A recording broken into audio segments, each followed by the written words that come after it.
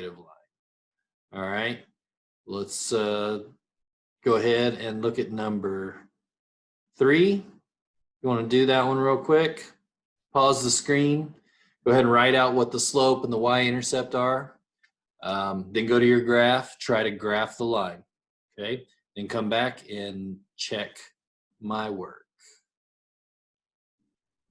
Okay, so hopefully you were able to do this problem. First thing you need to do is identify the slope and the y-intercept. This is in y-intercept form, and we're going to look at some here in a few minutes that are not in y-intercept form. And I'm going to show you what that kind of looks like and how we can deal with it to actually manipulate it and turn it into y-intercept form. Okay, so when you look at this, the slope is going to be attached to the x, so we can see the slope is a positive 1/2. The y-intercept is just the number that follows. This is a -1, so we're going to see that as a -1. We know our slope and we know our y-intercept. Ready to graph?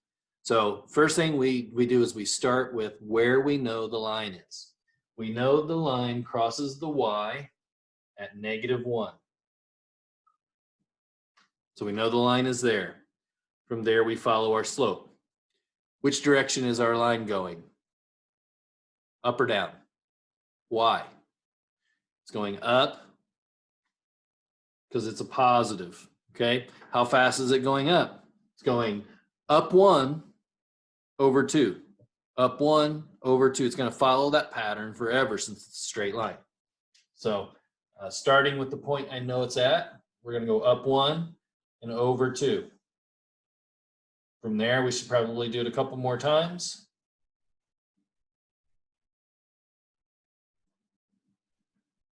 Get somewhat of a straight line. May not be perfect if you're just doing this on a piece of paper like me, but you should get the general line there. I didn't graph it right, even though I'm not using graph paper. There's my point.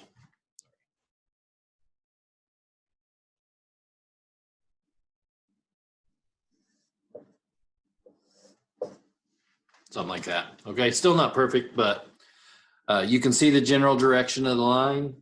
Crosses at -1, follows the slope increasing because it's a positive slope. So let's go back to the problem here. And there was our problem. Let's check the answers. Go down to number 2, number 3, and there you are. Okay, so you should probably be able to do this worksheet just based off of those couple problems. You have the answer, so you can check your work. What I want to point out is, when we were working on the linear equations yesterday, and we were using function tables, the fractions kind of gave us an issue because we had to choose our our x's strategically to get rid of the fractions and work through it. But what I want you to notice here is when we know how to read y-intercept form and they're in y-intercept form, the fraction is not bad at all, because all that fraction really is the slope, the rise and the run. So in that last problem, we're dealing with the fraction 1/2, but really it's just 1 over 2, up 1 over 2. And so slope-intercept form is a way to not have to deal with fraction computation. Okay, so I suggest really kind of embracing it and knowing that that's going to be a better way to draw a line, okay, to graph a line. So you should be good on this worksheet. The second worksheet that looks very similar to it is basically the same thing. Only difference is that it's not having you write out the slope and the y-intercept separately. Okay, if you look back at this first sheet, there's a spot for the slope and the y-intercept. Second sheet, there's nothing, only the equation.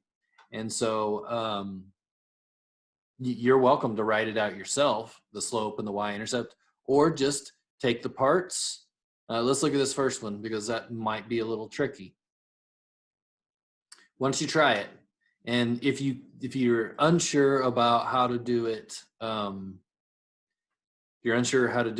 in slope-intercept form, then make a table like we worked on yesterday and plot it up, and then come back and we will check your work. Okay, so go ahead and pause, try number 1, and come back. All right, so I picked this one. I mean, I was just really looking at this next worksheet when I noticed, now this might be something to give people problems, because when you look at the slope-intercept form of this equation, there's no number with the x, and it just says negative x, and so you may say, well, what's the slope supposed to be then? I know some of you probably remember, anytime you see just an individual letter, there is a number in front of it. You just don't see it. It's an automatic 1, okay? So really, the slope in this problem is a -1. And remember, slope is really a rise over run. There's 2 numbers there, and so it's really a -1 over 1 for the slope. But before we can graph the slope, we need to begin with the y-intercept. So we know this line crosses at the +3 on the y, so make a mark on the +3, and then we're going to follow the slope. It's a -1 over 1, drops 1 over 1, drops 1 over 1. Make sure that line is decreasing, okay? So down 1 over 1, down 1 over 1.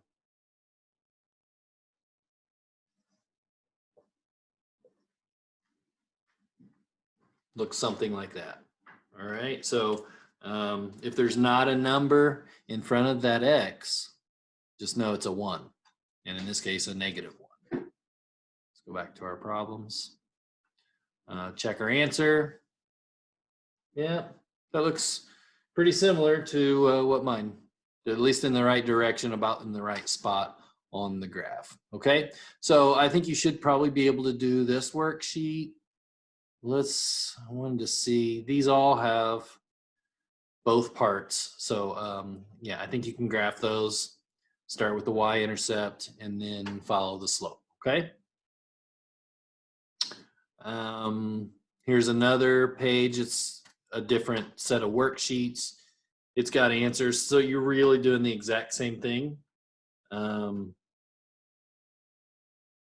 1 and 2 especially are the same. Let's take a look at 3 and 4, because those could be a little bit tricky, and so let's start there. So take a look at number 3. If you want to write it out, pause your screen, see if you can graph it.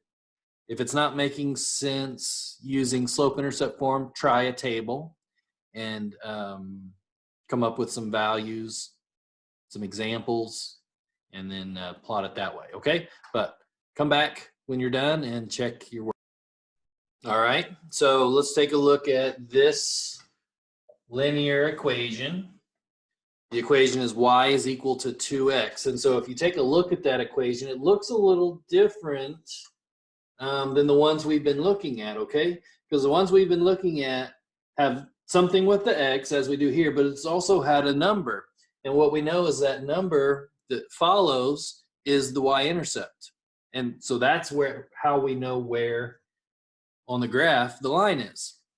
What you may notice is this does not have the number. And so that might be something that's confusing. What I need you to think about is, if there is nothing there, if there is no y-intercept, that's a number, okay? What number do you think would be there if there's nothing there? If you said 0, you're correct. You could think about this as y equals 2x plus nothing, plus 0, if that helps. But there's no reason to write plus nothing if there's nothing there, okay? But technically, that's kind of what this means. And so we're going to cross at the 0. That's our y-intercept, is at the 0. So here's y. There's your 0. You know the line crosses at this point. From here, follow the slope. It's +2. So when we think about the rise and the run, it's going to be a +2 over 1.